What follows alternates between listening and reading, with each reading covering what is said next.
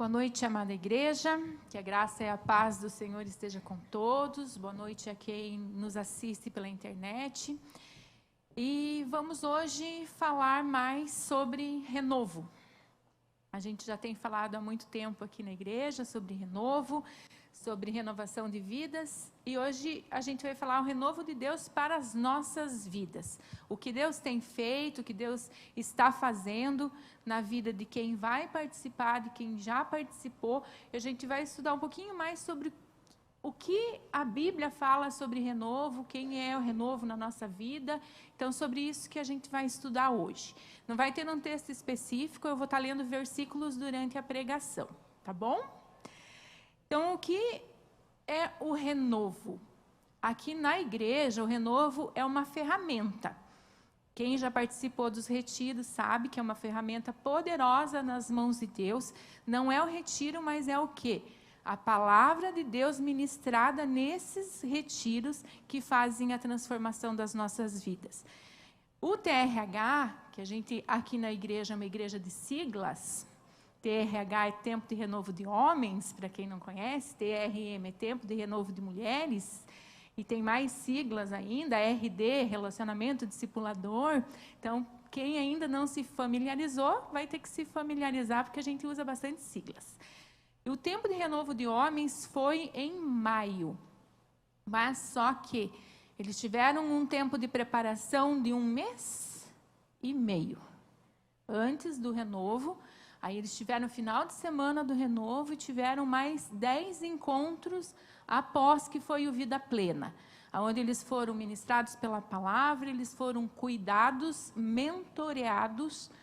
E o Vida Plena, ele nos direciona a termos mentores ou companheiros de oração para que cada cristão não ande sozinho.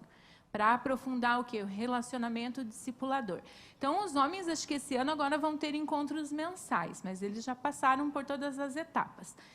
E agora, no próximo final de semana, nós vamos estar com a nossa quarta edição do Tempo de Renovo de Mulheres. Só um aviso que os homens sempre fazem as coisas antes aqui na igreja, graças a Deus eles são os líderes. Eles começaram antes dos renovos, eles começaram antes do Vida Plena, e eles nos abençoam com as primícias. Eles sempre vão antes e as mulheres vão se desenvolvendo depois. Isso é bíblico e isso é bênção. E no próximo final de semana a gente vai começar, a gente inverteu, a gente começou com o Vida Plena em março, terminamos o Vida Plena e começamos a nossa preparação do Tempo de Renovo de Mulheres no dia 1/7. Gente, a minha fé foi pequena, que eu achei que nós não íamos conseguir 50 pessoas para ir.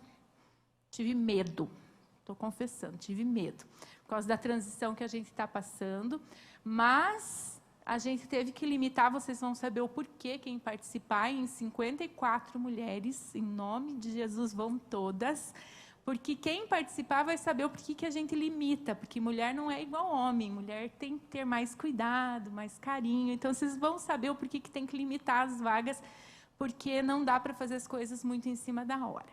Então, os mimos que a gente vai transmitir, o cuidado e o amor para vocês, vão ser para 54 mulheres. Então, nós estamos em 70 dias de preparação. Bastante tempo, né? O pessoal da equipe, tem bastante gente aqui. Lembra, irmã Marlise, do primeiro foi 5, 6, né, irmã Marlise? Agora são 41 mulheres indo para ajudar, para trabalhar.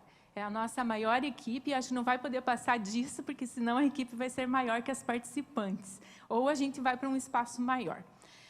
E Deus levantou uma equipe de mulheres comprometidas com o estudo da palavra, com jejum e oração e com o serviço de modo geral. As mulheres fizeram artesanato, costura, pintura, decoração, louvor, ministração, devocionais diários e isso que eu lembrei, mas acho que tem mais coisas, comunicação, divulgação, cantina e muito mais coisas ainda. Usamos nosso tempo, dons e talentos a serviço do cuidado integral de outras mulheres. A gente ainda vai usar o cuidado integral lá, mas os nossos serviços já começaram há 70 dias atrás. Deus falou aos nossos corações como equipe nesse tempo. Hoje venho compartilhar com a igreja um pouco do que Deus tem feito no nosso meio. Mas antes vamos estudar um pouco sobre o renovo de Deus nas nossas vidas. Quando, Wilson, a gente orou para Deus para direcionar o nome do retiro, provavelmente a gente não foi procurar o significado da palavra, porque isso é coisa minha. O Wilson é mais prático. Mas renovar significa tornar novo, melhorar ou recomeçar. Quem não quer isso para a vida?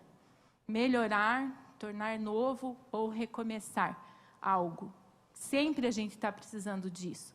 Nunca a gente pode se acostumar da maneira que a gente está e não evoluir. Então, o renovo quer dizer melhorar sempre. Estar sempre se repaginando, estar sempre melhorando para a nossa vida, para os nossos familiares e principalmente para Deus. E por que precisamos de renovo? Uma vez alguém falou assim, mas todo ano precisa de renovo? Não é todo ano que a gente precisa de renovo. É todo dia. Todo dia a gente precisa de renovo. Todo dia a gente tem que orar para Jesus. Todo dia a gente tem que pedir para Jesus para nós sermos transformados e renovados. E por que nós precisamos de renovo? Porque precisamos de Jesus. Jesus é nosso renovo. Ele veio para nos renovar. Então, Jesus é o renovo que transforma nossas vidas e nos transforma de criaturas a filhos de Deus. Esse é o primeiro grande milagre. Jesus nos transformou de criaturas para nos tornar filhos. Ele morreu para deixar de ser o único, para passar a ser o primeiro, para Deus nos aceitar como filhos de Deus. Em João 1,12 vai falar assim, porém alguns creram nele e o receberam, e a esses ele deu o direito de se tornarem filhos de Deus. Então, quando vocês escutarem que todos são filhos de Deus, não é a verdade, todos são criaturas de Deus. Filho é somente quem aceita Jesus como Senhor e Salvador da sua vida. O ato de se tornar filho de Deus nos garante a salvação, que é um presente.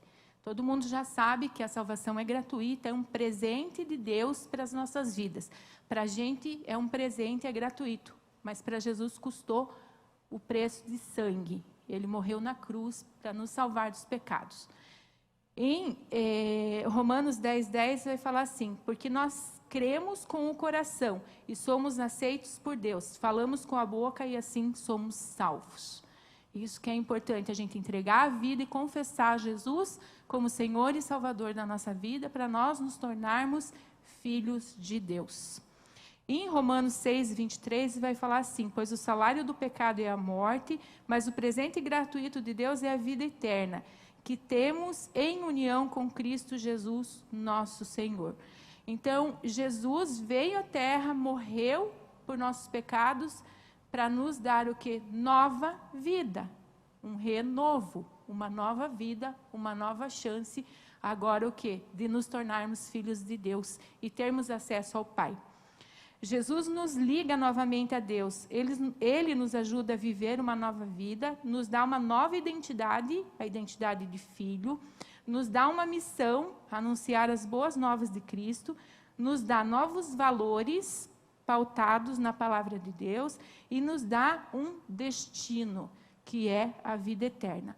Então, nós não somos mais perdidos, nós temos uma identidade, uma missão e um destino.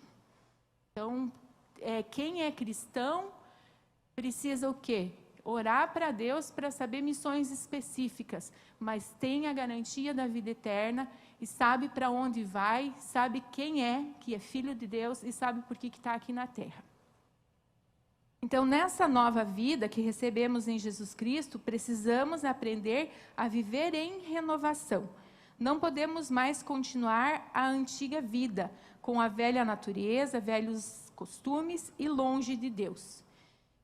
Em 2 Coríntios 5:7 vai falar assim, quem está unido com Cristo é uma nova pessoa. Acabou-se o que era velho e já chegou o que é novo. Em Efésios 4, 22 e 24, vai falar assim: portanto, abandonem a velha natureza de vocês, que fazia com que vocês vivessem uma vida de pecado e que estava sendo destruída pelos seus desejos enganosos. É preciso que o coração e a mente de vocês sejam completamente renovados. Vistam-se com a nova natureza, criada por Deus, que é parecida com a sua própria natureza e que se mostra na vida verdadeira, a qual é correta e dedicada a Ele. Efésios 4, 22 a 24. Então, aqui está falando que a gente recebe uma nova vida, mas precisa transformar os nossos hábitos, os nossos caráteres, o nosso caráter, a nossa natureza pecaminosa. O tempo de renovo lá, o final de semana, vai revelar algumas coisas que a gente faz que estão em desacordo com a palavra de Deus. E é isso que traz a transformação verdadeira, porque a gente alinha a nossa vida com a vontade de Deus e abandona o quê? O que não presta para a nossa vida. E o que a Bíblia fala sobre o renovo? Isso que eu já li é bíblico, mas tem mais coisas ainda. Fala de renovo, de renovação. Em Isaías 40, 30, 31, vai falar assim: até os jovens se cansam e os moços tropeçam e caem, mas os que confiam no Senhor recebem sempre novas forças, voam nas alturas como águias, correm e não perdem as forças, andam e não se cansam. É o que a gente falou, esse versículo a gente usou no início da nossa preparação das mulheres, porque foi cansativo. Não vou falar que não foi. Se reunir com frio, às vezes, com chuva, falei, o último, olha a fé pequena de novo. Falei, não vem 10 mulheres, tinha 30.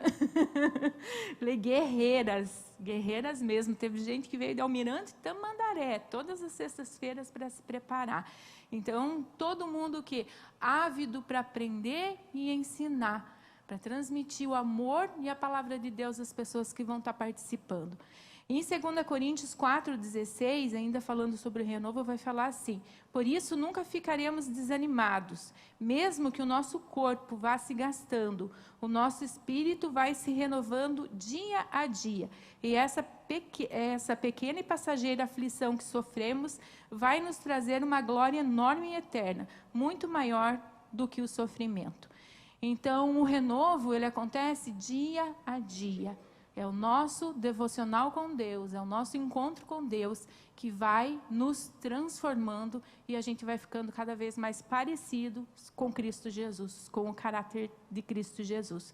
O nosso renovo deve ser diário, nossa busca por intimidade com Deus precisa ser diária.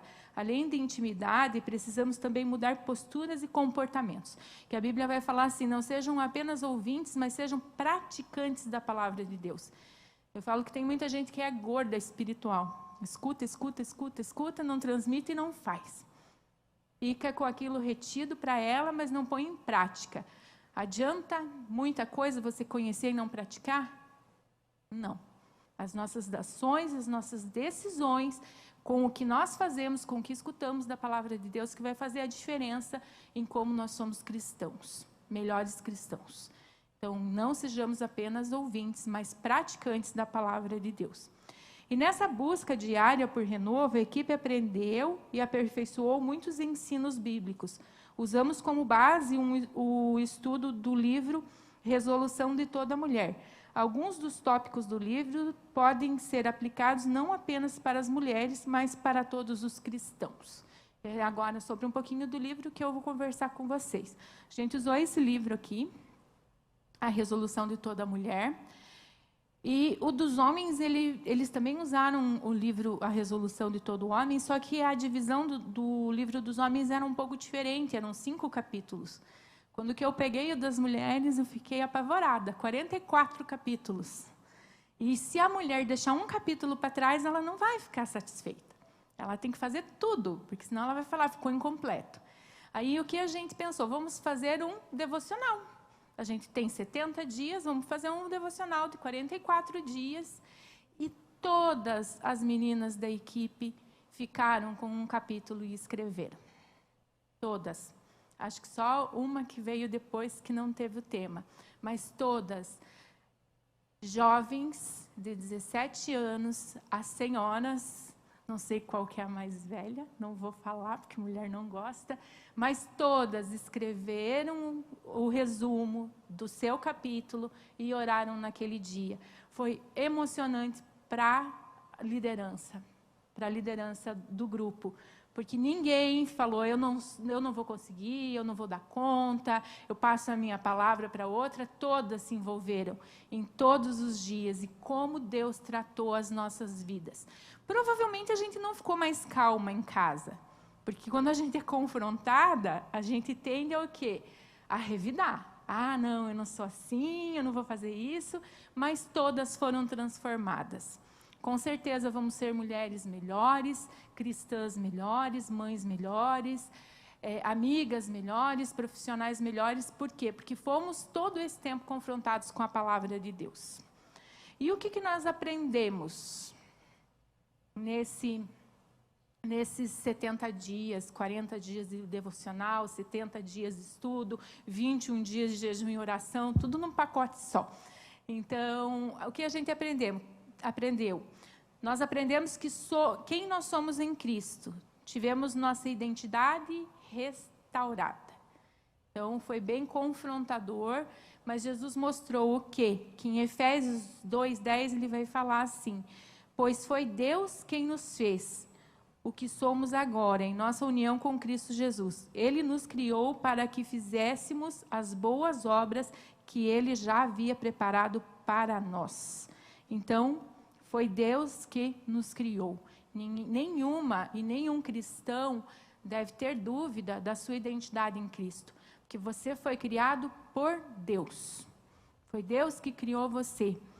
E daí aprendemos que Deus nos escolheu mesmo antes de nascermos. Em Jeremias 1:5 ele vai falar assim: antes do seu nascimento, quando você ainda estava na barriga da sua mãe, eu o escolhi e separei para que você fosse um profeta para as nações. Jeremias foi escolhido para ser um profeta. E você foi escolhido para quê? Uma missão você tem. A gente fala, quando a gente se converte, quando a gente aceita Jesus, pelo menos um dom você recebe. Pelo menos um. Tem mais, não tem todos, porque a igreja precisa um dos outros. Você não vai ter todos os dons espirituais, mas pelo menos um dom você tem. E uma missão você tem clara, que é para todo mundo: ide por todo mundo e pregar o evangelho. Pregar as boas notícias é para todos. Para pregar para o seu vizinho, para o seu amigo, a tempo e fora de tempo. Isso é bíblico. Então, você sabe quem você é, sabe o porquê você nasceu. E aprendemos que a nossa capacitação vem de Deus. O que mais a gente escuta é: mas eu não sou capacitado para fazer isso. Amém. Porque se você fosse capacitado, você não precisaria do Espírito Santo. E é o Espírito Santo que nos capacita. E nos fortalece e nos dá a palavra e a direção certa. Em 2 Coríntios 3:5 vai falar assim: em nós não há nada que nos permita afirmar que somos capazes de fazer esse trabalho, pois a nossa capacidade vem de Deus. E a gente entendeu também que a nossa capacidade vem de Deus. E todos os cristãos devem entender que a sua capacidade vem de Deus, mas para você ser capacitado, você tem que o quê? Procurar Deus. Não tem como você ser capacitado com a Bíblia fechada, sem oração, sem busca, sem procura de Deus. Ele vai te capacitar, assim, ele vai capacitar você, o quanto você estiver disponível e disposto a ser capacitado. Então, nós somos escolhidos, nós somos importantes para Deus e nós somos capacitados por Deus. Ainda no tópico que falava quem somos em Cristo, vai falar, nós aprendemos que quando sabemos quem somos em Cristo, somos mais satisfeitas e agradecidas pelas coisas. O primeiro tópico já trabalhou satisfação. Homens, eu acho que não tem tanta insatisfação, mas as mulheres reclamam muito. E isso pegou muito no nosso pé, de você ser satisfeita com o que você tem, satisfeita com o que Deus te dá, satisfeita pelas coisas que Ele te dá, como Ele te fez, com as características que você foi formada. Então, o quê? O primeiro tópico trabalhou satisfação. Nós aprendemos satisfeitas com as coisas e agradecidas pelas coisas, a aceitar e defender nosso papel e feminilidade. Nós reconhecemos que a feminilidade é bíblica, que a mulher foi criada não para competir com o homem, mas para ser diferente do homem. Ela não precisa competir. Eles dois se complementam. E o que a gente vê muitas vezes é brigando um para ser igual ao outro hoje em dia até. Então, a feminilidade bíblica e a masculinidade bíblica foram criadas por Deus com características para esse tempo e para o crescimento da família e do casal. Não é para um entrar na área do outro e um competir com o outro, mas para se complementarem. E a gente aprendeu a recusar a inversão de papéis também, que a mulher foi criada com papel específico. E se ela faz a função que não é sua, cansa e gera muita insatisfação. Então, nós somos... até um dos tópicos era, é bom ser garota. E trabalhou muito também com as mulheres que não eram casadas, com as mulheres solteiras, o livro trabalhou também, que elas também têm um papel muito importante e que elas precisam ser femininas e que, se não casarem, se isso for o que Deus preparou para elas, elas vão estar com o coração satisfeito em serem solteiras, porque, às vezes, Deus criou você para um propósito específico que não inclui casamento. Mas isso você vai entender no seu coração, se for o que Deus reservou para você. Aprendemos a valorizar a nós mesmos e aos outros, a sermos fiéis na nossa missão e a sermos moldadas através da palavra e a ser sal e luz. Em Mateus 5, 13 e 14 vai falar, vocês são o sal para a humanidade, mas se o sal perder o gosto, deixa de ser sal e não serve para mais nada. É jogado fora e pisado pelas pessoas que passam. Vocês são luz do mundo. Não se pode esconder uma cidade construída sobre um monte. Então, nós aprendemos que precisamos ser sal e luz nesse mundo que precisa tanto de cristãos sendo exemplo. Não de cristãos sendo exemplo. Não só de nome, mas de atitude. O tópico 2, a gente trabalhou o que temos. O que você tem? O que Deus te deu? O que você tem? Aprendemos que o nosso melhor, o perdão, a integridade e o nosso coração são para honrar a Deus. Aprendemos a fazer escolhas sábias para honrar a Deus e não para agradar pessoas. E muitas tiveram que dizer não. E muitos também precisam dizer não. Porque a gente foi feito, a nossa missão para quê? Para agradar a Deus e não agradar pessoas. E muitos estão vivendo de aparência, para agradar pessoas. E estão vivendo de forma insatisfeita. Porque não vão conseguir agradar todo mundo. Se nem Jesus agradou todo mundo, imagina um ser humano comum. Por mais que você se esforce, você tem que agradar uma pessoa. É Deus. E receber dele a orientação para fazer o resto. Porque é dele que vem a nossa orientação. Aprendemos a priorizar o que realmente importa em cada fase da vida. Essa foi bem importante, porque cada fase da vida precisa ser priorizada de forma diferente. E daí a autora dá uma ilustração de caixas transparentes com líquido azul dentro. Consegue imaginar? E cada caixa é uma área da sua vida. E isso para mim foi muito profundo, porque eu imaginei que a caixa tinha que ser nivelada. Tudo teria que estar igual. E ela fala, não. Cada fase da sua vida, quando, por exemplo, você tem filho pequeno, qual que é a sua prioridade? É o filho. Por mais que você tente se esforçar com outras coisas, é aqui que vai estar a tua preocupação, é ali que vai estar teu cuidado maior. E ela fala assim, às vezes pegue a caixa e leve para o fundo, pegue caixas do fundo e traga para frente. Que há um tempo certo para todas as coisas. E não queira nivelar tudo. Não queira todas as áreas da tua vida nivelada. Só nunca o que a gente pode negligenciar? Colocar a caixa de Deus e da família muito atrás, não atrás, porque se a gente não colocar a prioridade em Deus e na nossa família, o resto não flui. Então, isso foi bem, assim, libertador para a gente, que a gente não precisa tentar equilibrar tudo ao mesmo nível. Você pode, sim, ter prioridades em fases da sua vida, que a minha pode ser diferente da Aline, diferente da Priscila, diferente da do Wilson. Mas que você não vai estar pecando por não estar nivelando todas as áreas da sua vida no mesmo nível. Escute Deus. Aprendemos a reorganizar urgências e importâncias, aprendemos a usar dons e talentos para o propósito, para agradar a Deus e servir pessoas, afastar o perfeccionismo. Isso falou muito com muitas meninas. Não sei se os homens são tão perfeccionistas, tem homem que é, né? Bastante. Mas tem gente que não começa um trabalho com medo de não ficar perfeito. Mas comece, Deus vai te capacitando, às vezes Ele quer que você dê o primeiro passo. Então, o perfeccionismo, às vezes, nos afasta de fazer as coisas para Deus. E isso daqui não é saudável.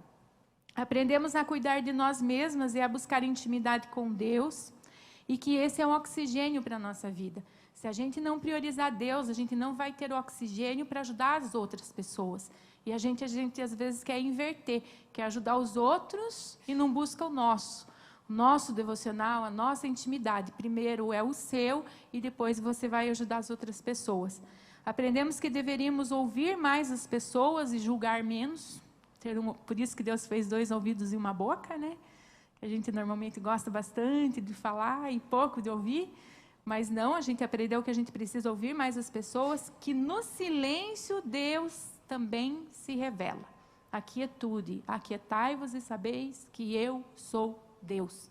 Às vezes senta, escuta, presta atenção no que Deus está falando com você no silêncio.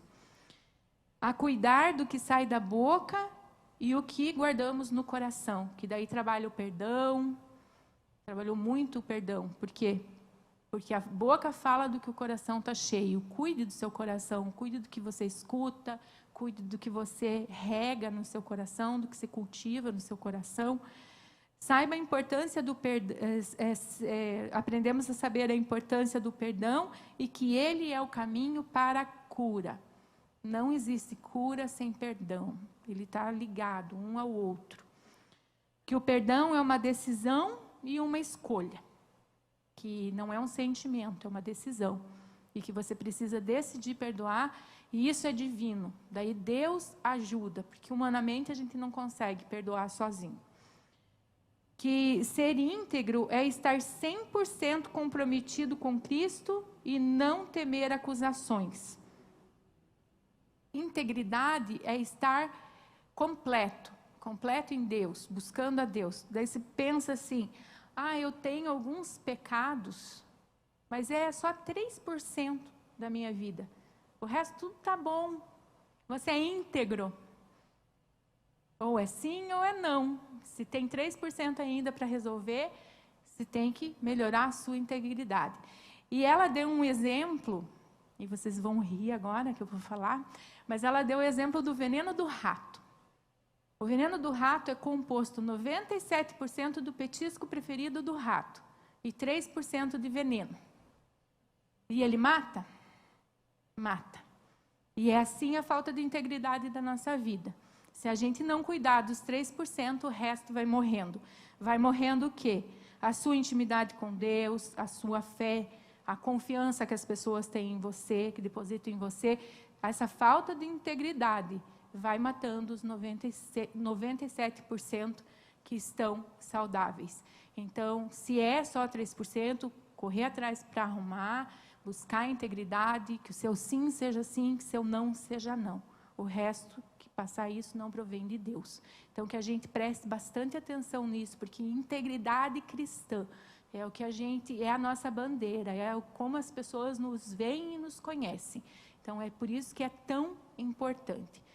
E aprendemos que para ter um coração quebrantado, que pratique a justiça, que seja misericordioso e que ande em humildade, devemos pedir isso a Deus. Você costuma orar pedindo humildade para Deus? Ou que você seja misericordioso e que você pratique a justiça? Então, pode ser que as nossas orações precisam ser mudadas. Em Salmo 119, 1 fala assim: felizes são os que não podem ser acusados de nada, que vivem de acordo com a lei de Deus, o Senhor. Que a gente viva com uma integridade e com uma vida cristã, que a gente não não possa ser acusado de nada. E que as pessoas olhem a gente com transparência. E o tópico 3 era o item, o que importa? Aprendemos a apreciar nossa família e a viver pela graça. É a última parte do livro, que eram divididos em 3 tópicos, em 44 capítulos. E ele falava assim, aprendemos a apreciar nossa família, a viver pela graça, a tratar nossa família com amor, amando, honrando e respeitando as pessoas que vivem conosco. Que as pessoas que vivem conosco não podem ser reféns das nossas expectativas e idealizações, e não devemos manipulá-las para que se encaixem nos papéis que definimos para elas. Que às vezes a gente idealiza a família perfeita, um filho que tira nota boa, um filho que é esportista, um marido que dá conta de toda a parte financeira da casa, e se frustra quando isso não acontece. Mas a gente não pode manipular as pessoas para ele, não é um filme, um papel inventado. Elas são reais, a gente tem que ver o quê? Quais são as linguagens de amor deles, como eles funcionam, quem é sanguíneo, quem é colérico, e respeitar as pessoas que vivem conosco. Nós não podemos manipular e mandar nas pessoas. E aconteceu algo muito parecido lá em casa semana passada, acho que o Wilson nem sabe disso, mas eu fiquei muito irritada semana passada, porque eu ia fazer um exame, precisava de uma preparação, e eu idealizei que iam cuidar de mim. E eles ficaram em casa, e eu não podia comer, eles fizeram comida, e eles fizeram tudo dentro de casa. E eu achei que foi um desrespeito, mas eu não falei que eu precisava de ajuda, eu não falei que eu queria ser cuidada, simplesmente fiquei um pouco irritadinha, com fome, imagine. E, então, eu idealizei uma coisa, não comuniquei à minha família e surtei. Por quê? Porque eles não cumpriram com a expectativa que eu fiz. Aqui é falta de comunicação total. Se eu preciso ser cuidada, eu preciso falar isso. Eles não sabiam, eles acharam que ficar fazendo comida em casa era a melhor coisa do que me deixar sozinha.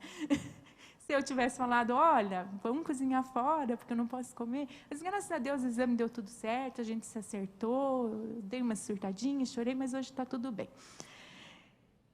Que mulher não, né? Quem não faz, atira a primeira pedra. Aprendemos que o nosso lar é um lugar a ser apreciado, não um peso, ou um ônus, ou uma escravidão. O que o mundo passa hoje para a gente, que cuidar da nossa casa é escravidão. É um peso muito grande. E não é o que a palavra de Deus diz. A palavra de Deus diz ao contrário, cuide da sua casa, cuide da sua família. Esse é o bem mais precioso que você tem.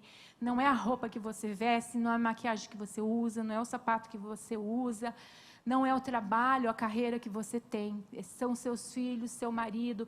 É esses que vão te dar o apoio quando você precisar. Esses que vão estar com você quando você adoecer, quando você precisar deles. Não é o chefe, o amigo, o colega de escola, mas é a sua família. Honre a sua família, cuide da sua família, ame a sua família, porque é isso que a palavra de Deus ensina. Aprendemos que devemos cultivar um lar pacífico, onde todos desfrutarão da presença de Deus. A presença de Deus deve fluir, deve ser presente nos nossos lares, e todos devem desfrutar dessa presença de Deus. Que devemos deixar um legado de amor para nossos familiares, e que nosso legado deve ser edificado sobre a rocha, que é Cristo Jesus. E o último estudo foi edificando sobre a rocha. Edificar sobre a rocha todas as coisas que a gente fizer tem que ser pautadas em Cristo Jesus. Cristo é o alicerce da nossa vida e da nossa família. E se Ele não for, nós vamos ter consequências. E em Deuteronômio 30, de 15 a 16, vai falar assim: hoje estou deixando que vocês escolham entre o bem e o mal, entre a vida e a morte.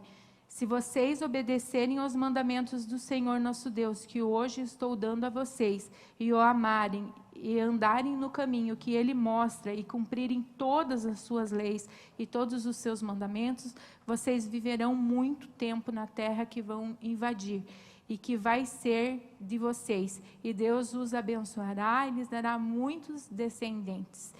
Então, a bênção e a maldição está nas nossas mãos, não só da mulher, mas do marido, da mulher e do que eles profetizam na sua casa. Então, que a nossa responsabilidade seja de alicerçar a nossa família sobre a rocha que é Cristo Jesus. Renovo exige entrega e compromisso. Os dois. Os dois. Agora a equipe pode vir de louvor. Já terminou? A gente está cantando. Então, que o renovo exigiu dessa equipe entrega e compromisso, vai exigir das mulheres que participarão entrega e compromisso, vai exigir das pessoas que ficarem em casa entrega e compromisso, para ter resultados duradouros em Jesus Cristo e Jesus ser glorificado na nossa casa. Vamos cantar?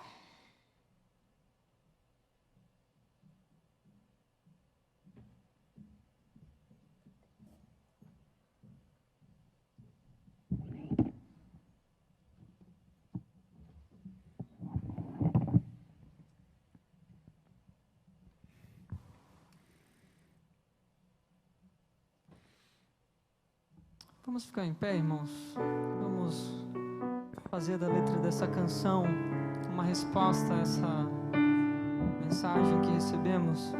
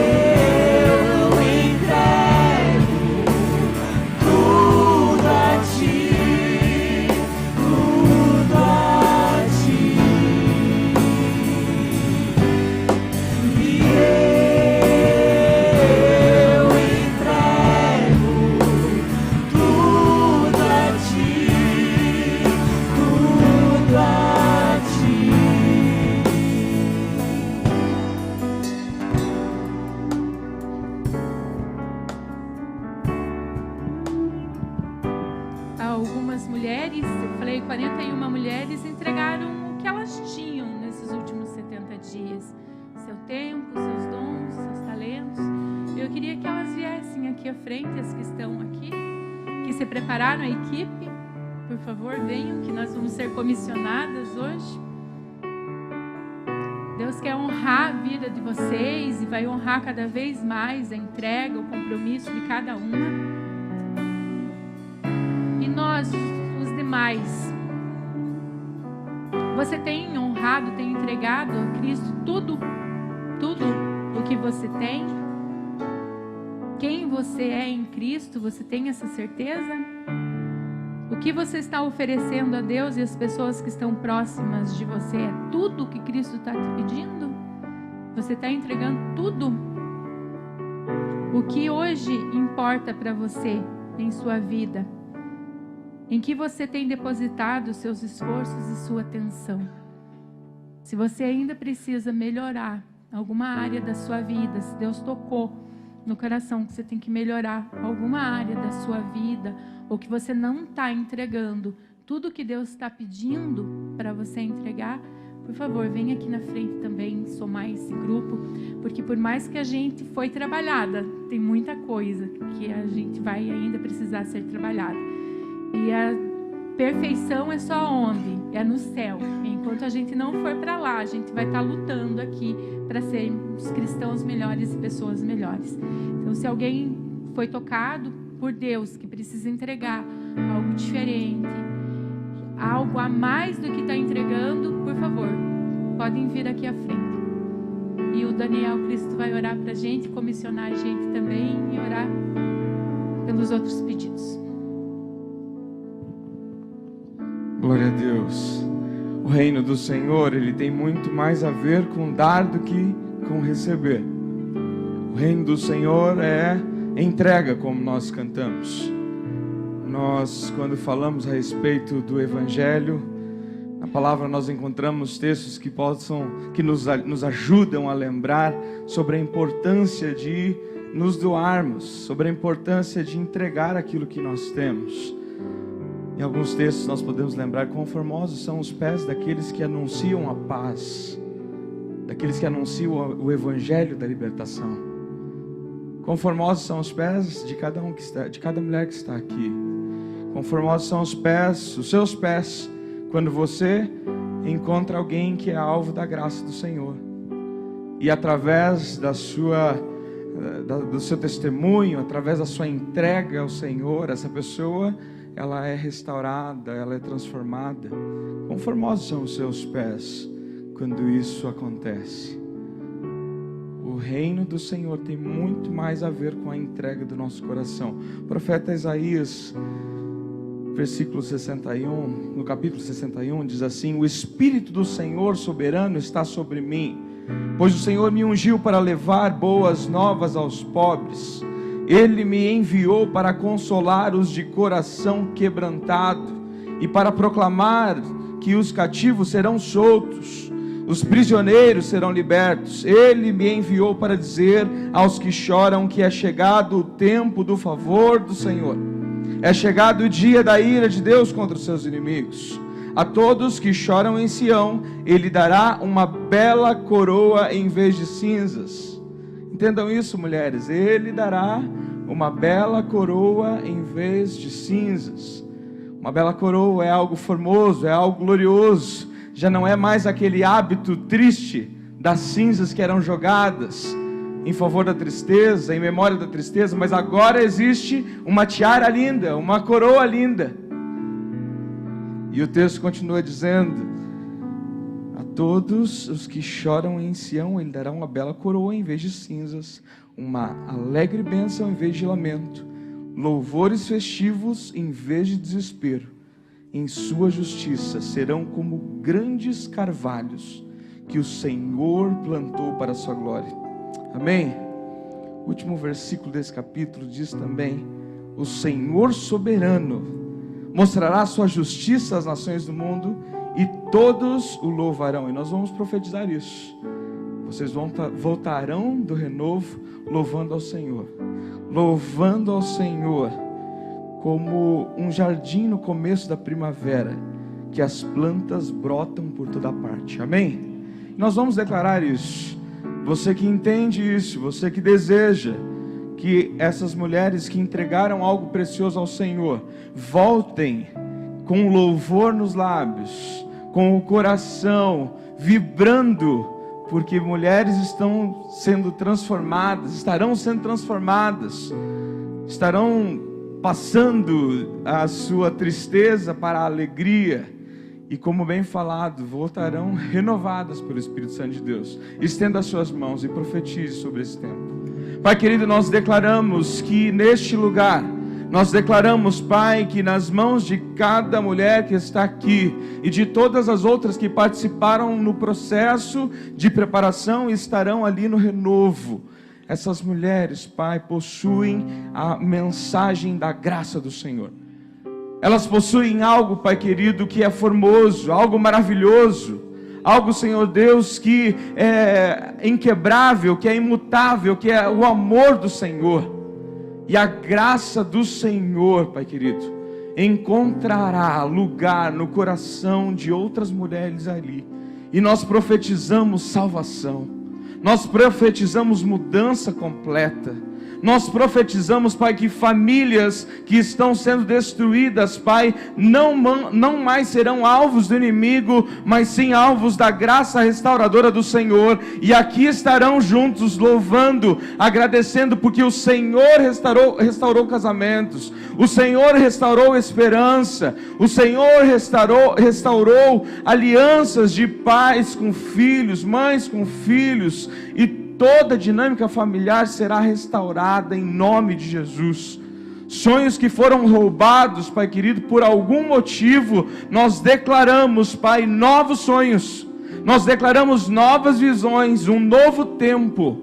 Pai, prepara o coração de cada mulher, cada palavra, Senhor Deus, que for dita, cada abraço, cada toque, cada direcionamento de olhar, que possa ser cheio do poder do Senhor, cheio da Tua graça, que em alguns momentos, Pai, não haja nem necessidade de ser dito alguma coisa, mas que com o olhar de cada uma, com o toque, com a atenção que é dada, a Tua palavra, o Teu mover seja manifesto ali naquele lugar. E nós declaramos que nós estaremos aqui louvando ao Senhor, gratos, porque nós colheremos frutos, e nós colheremos frutos de alegria, frutos de restauração. Profetizamos mais uma vez, Pai, salvação em cada vida que estará ali presente. Obrigado, Senhor, pela oportunidade que o Senhor nos dá de sermos mensageiros da Tua palavra, mensageiros da graça do Senhor. Essa é a oração que nós fazemos, comissionando essas mulheres em nome de Jesus. Amém.